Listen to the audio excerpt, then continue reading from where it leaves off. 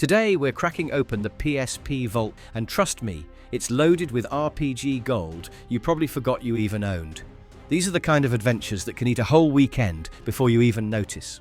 Some of them had mechanics modern games still haven't caught up to, and a few, well, let's just say you'll wish they'd get a proper comeback. If that title hooked you, drop a like, toss your wildest guess for what's coming in the comments, and let's dive in.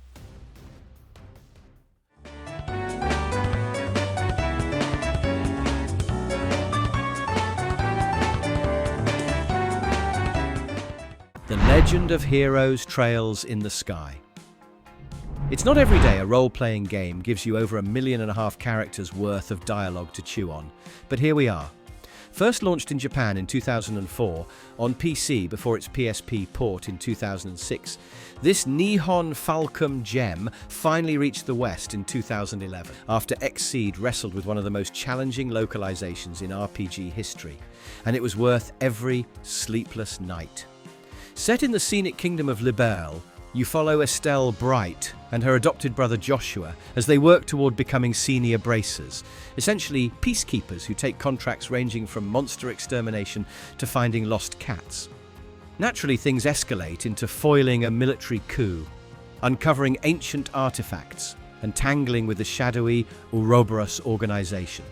Gameplay splits into exploration and grid-based turn combat, where arts, crafts, and devastating S-crafts mix strategy with satisfying impact.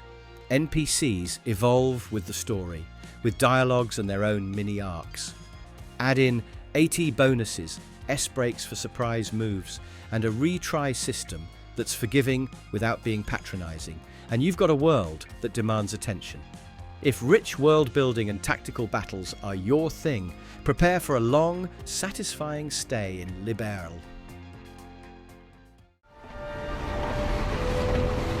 Zach, focus. There are no Shinra troops on this train, understood?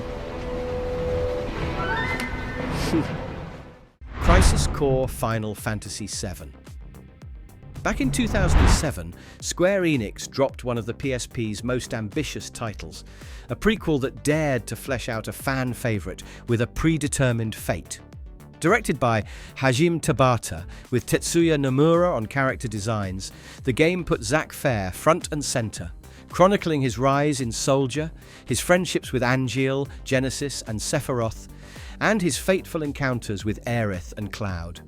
Combat trades, turn-based menus for real-time action, with free movement, dodging, blocking, and a deep materia system allowing 6 equipped abilities at once. Fusion mechanics let you combine skills into devastating new attacks, while the quirky digital mind wave, a slot machine-style system, triggers limit breaks, stat boosts, and even level-ups. Side missions, accessible from save points, expand playtime with monster hunts, rare loot, and extra lore, making the main campaign just one part of a much larger package. Story beats span the Wutai War, the Nibelheim incident, and Zack's final stand outside Midgar, moments that bridge directly into Final Fantasy VII. The emotional payoff lands harder because you know it's coming, but the game makes the journey so engaging you can't look away. With action, RPG depth, and some of the most gut-punching cutscenes on the PSP, it's a handheld epic that still stings in the best way. Fusus forago itaque capio hoc corpus fidelis cum tui navis dominus archum.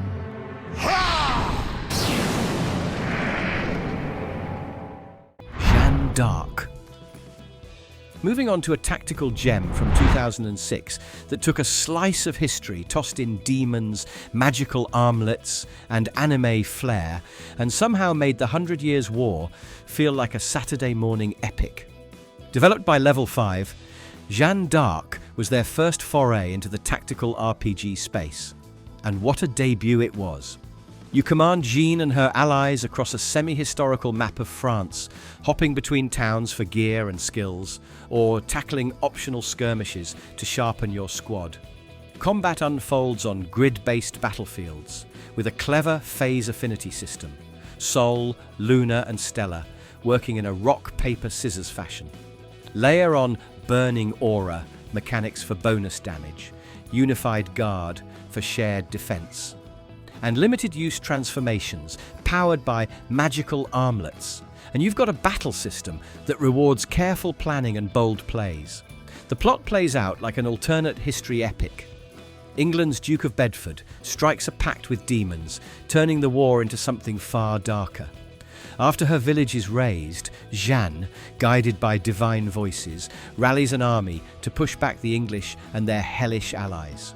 With its mix of heartfelt storytelling, inventive mechanics, and gorgeous PSP presentation, Jeanne D'Arc proves you can rewrite history and still make it unforgettable.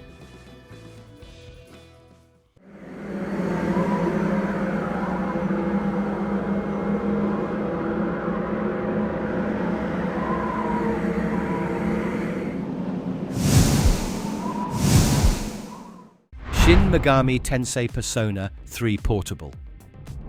Coming up next is the PSP adaptation of one of Atlus's most daring RPG experiments, a game that mixes high school life, dungeon crawling, and firing a gun-shaped evoker at your own head to summon psychic warriors. Persona 3 Portable takes the acclaimed PS2 original and reshapes it for handheld play, even adding a female protagonist option with new dialogue and relationship roots.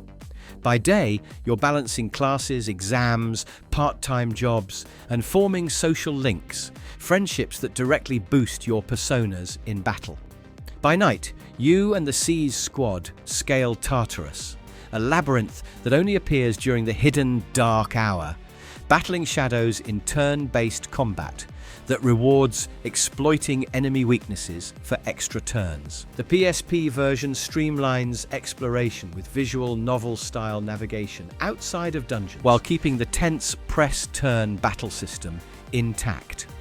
Story-wise, it's an urban myth come to life, a mysterious 25th hour that transforms your school into a monster-filled tower, a corporate cover-up gone wrong, and the looming arrival of Nyx, a cosmic entity bent on ending humanity.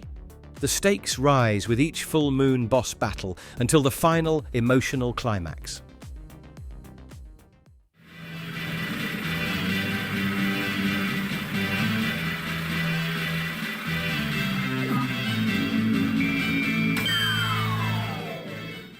Final Fantasy Tactics: The War of the Lions. Sliding into the next spot is a remake that polished a classic, and it gave it an entirely new coat of tactical brilliance. Final Fantasy Tactics. The War of the Lions reimagines the 1997 PS1 masterpiece, with widescreen visuals, gorgeous cel-shaded cutscenes, fresh job classes, and an updated translation dripping with medieval gravitas.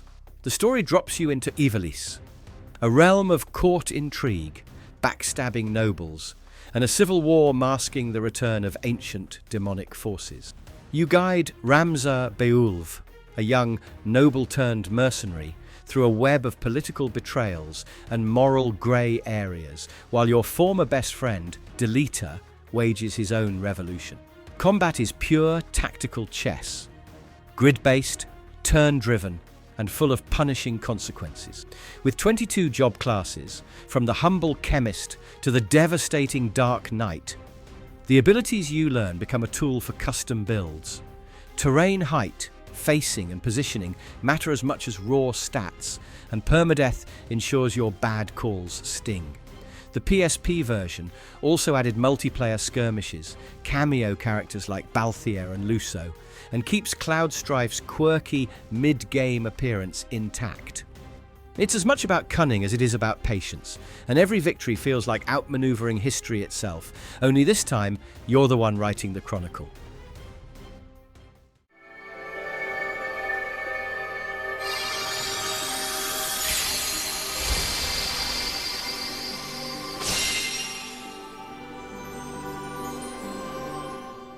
Kingdom Hearts: Birth by Sleep. Kicking things off for our next entry is a Disney meets Final Fantasy prequel that somehow manages to be equal parts heartwarming, heartbreaking, and a masterclass in Keyblade combat. Kingdom Hearts Birth by Sleep rewinds the clock 10 years before Sora's adventures, following 3 Keyblade apprentices, Terra, Aqua, and Ventus, on intersecting journeys to stop the rogue master Xehanort and a mysterious swarm of negativity-born creatures called the Unversed. The PSP brought an overhauled battle system with the customizable command deck, letting you slot melee, magic, and flashy finishes into your own combat loadout. Add in command styles that change your entire moveset mid-battle, the devastating shotlock attacks, and the Dimension Link system that borrows powers from Disney allies, and every fight feels fluid and flashy. Also, the protagonists play differently. Terra hits hard, Ventus is lightning fast, and Aqua masters magic, making all 3 story campaigns different. Worlds like Neverland, Deep Space, and Enchanted Dominion combines Square Enix design with Disney charm, while cameos from characters like Zack Fair add a neat Final Fantasy twist. Tying it all together is a bittersweet finale that explains how the series' heroes and villains came to be, and leaves just enough mystery to make you want to replay all 3 routes back to back. Well, that all. Here we are. This is Felghana. I was hoping we'd get here a little earlier in the day, but I wasn't still. This place does bring back memories. Is the Oath in Felghana. Next on our list is a blisteringly fast action RPG that proves sometimes a remake can completely outshine its source. Is the Oath in Felghana reimagines 1990s Is 3 Wanderers, tossing aside its side-scrolling roots for the fluid 3D hack-and-slash style introduced in Y6. You play as Adol Kristin, the red-haired adventurer, returning with his friend Dogi to Dogi's hometown of Felghana, only to find it overrun with monsters, political corruption, and ancient curses. The plot is tighter than the original, with extra scenes fleshing out characters and motivations.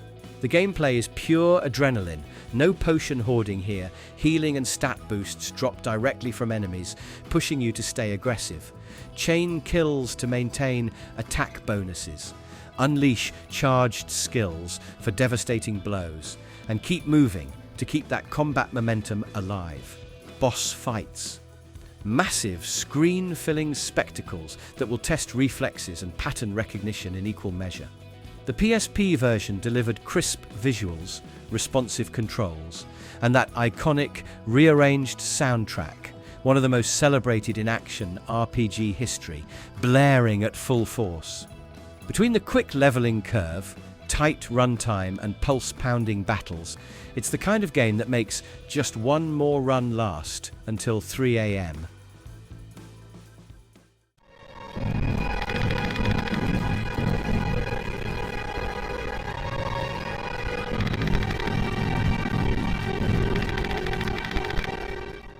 Tactics Ogre, Let Us Cling Together.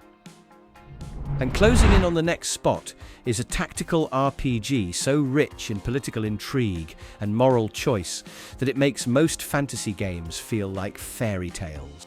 The PSP remake of Tactics Ogre Let Us Cling Together revives Yasumi Matsuno's 1995 classic with modern polish, remastered visuals, re-recorded music, and a localization that leans hard into its Shakespearean gravitas. You command Denim Powell through the war-torn kingdom of Valeria, where ethnic conflict, betrayal, and shifting alliances shape the battlefield as much as swords and spells. The game's hallmark is its branching lore, neutral, and chaos routes. Decisions you make in key story moments reshape the plot, determine who lives or dies, and lead to multiple endings.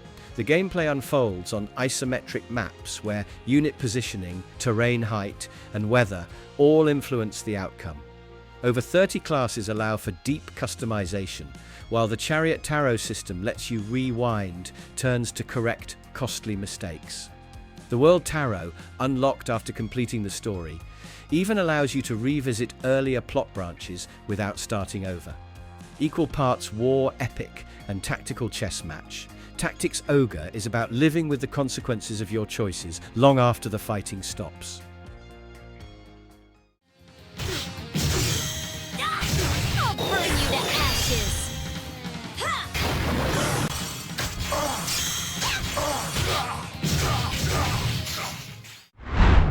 Riviera, the Promised Land.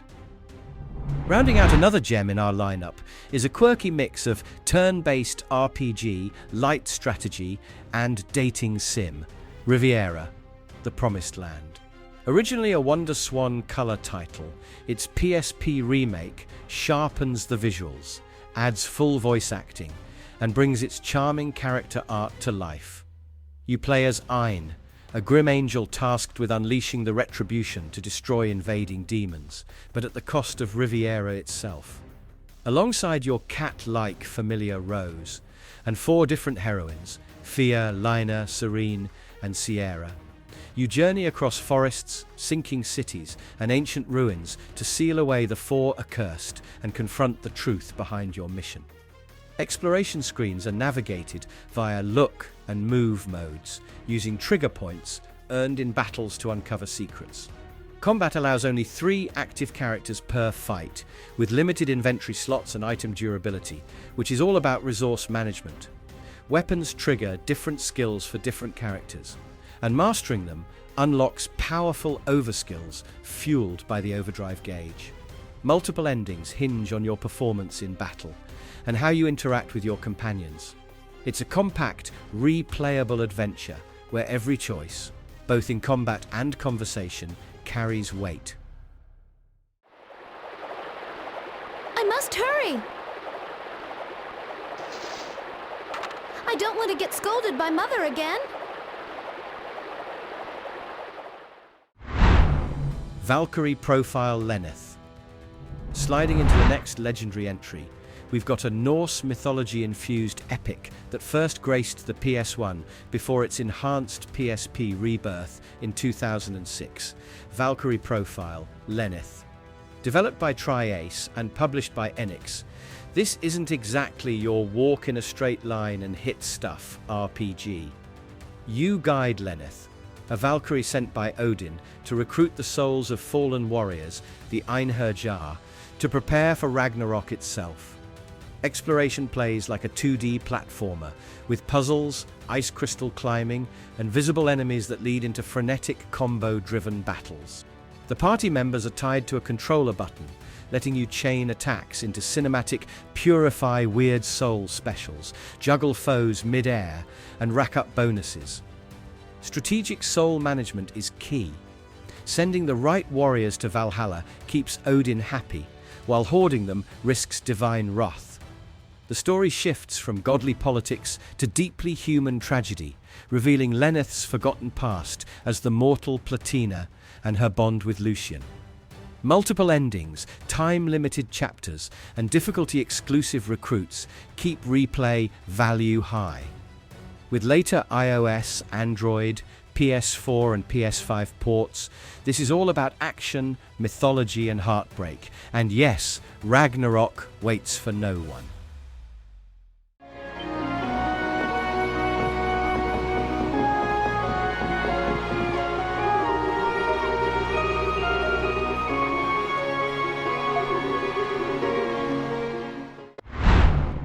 Weiss 7. Now let's head to Altago, where earthquakes rumble, dragons stir, and Adol Kristin once again finds himself in way over his head. Nihon Falcom's 2009 PSP exclusive Weiss 7 marked a big leap for the series, not only in story scope, but also in gameplay mechanics, introducing a party-based system for the first time. The adventure kicks off when Adol and his trusty companion Dogi intervene to save 2 sisters from the kingdom's dragon knights. That act of heroism lands them in a cell until the king himself requests their help investigating mysterious tremors. Their quest uncovers the reawakening of the 5 dragons, ancient beings lending their powers to prevent an apocalyptic disaster. Combat shifts into fast-paced, weapon-type matchups, slashing, striking, and piercing. You control one character while the AI manages the others, swapping on the fly to exploit vulnerabilities. Skills are learned through weapon mastery, upgraded with use, and capped off with flashy super attacks once your extra meter is full. The flash guard mechanic rewards perfect parries with critical ripostes, turning defense into offense in an instant. Goddess Alfina, for far too long, you alone have stood as the master of this world. It is at this time indeed that the world awaits a Lunar Silver Star Harmony. Moving on to a warm slice of JRPG nostalgia, we've got Lunar Silver Star Harmony, the PSP exclusive 2009 remake of Game Arts' beloved Lunar the Silver Star. Published by Gung Ho Works in Japan and Xseed Games in North America, this is the third retelling of Alex's journey to become a Dragon Master, but with gorgeous hand-drawn backdrops, fresh voice acting, a remixed soundtrack, and even a fully playable prologue starring the legendary 4 heroes. The plot remains a heartfelt coming-of-age adventure. Alex, inspired by Dragon Master Dine's legend, sets off with his childhood friends Lunar and Ramus. Before long, they're tangled in a quest involving ancient dragons, the goddess Althena, and a betrayal that shakes the world. The added prologue gives extra weight to the story's legacy, showing the heroes of the past in their final battle against the dark wizard Eiffel. Gameplay is improved from Lunar 2 Eternal Blue Complete. New ultimate attacks let characters unleash flashy, tide-turning moves, while the pacing leans into story-driven exploration over grind-heavy battles. Released worldwide in 2010, Silver Star Harmony still delivers a refined and definitive version of a classic. Equal parts charming, romantic, and epic, wrapped in that unmistakable 90s JRPG magic. DXX, Ashes of Hellfire. Rather, a lovely prophecy told of a baby who would be the catalyst for bringing an unprecedented danger to the world. Z.H.P. Unlosing Ranger versus Darkdeath Evilman. Kicking things up with some offbeat heroics, this 2010 Nippon Ichi Software gem throws you into a roguelite tactical RPG that's as absurd as it is addictive. You're just a random passerby who inherits the morphing belt from the absolute victory Unlosing Ranger, moments before he dies in a bizarre car accident. And now you're expected to save the world from the menacing demon general Darkdeath Evilman. Rather than charging straight into the final showdown, you're whisked to the hero training facility above Bizarro Earth, where Etranger, a drill sergeant level instructor with zero patience, forces you to grind through dungeon after dungeon. These dungeons, they're randomly generated, packed with traps, bizarre mechanics like floor-launching cannons, and enemies you can literally pick up and throw. Every defeat resets your level to 1, but your accumulated total level boosts your base stats over time, giving a satisfying sense of permanent growth. Between runs, you can customize your home base and use the body modification grid to slap on upgrades, from stat boosts to strange cosmetic changes. The final battles parody classic RPG styles, evolving from 8-bit simplicity to full 2D spectacle. It's weird, hilarious, and strangely heartfelt.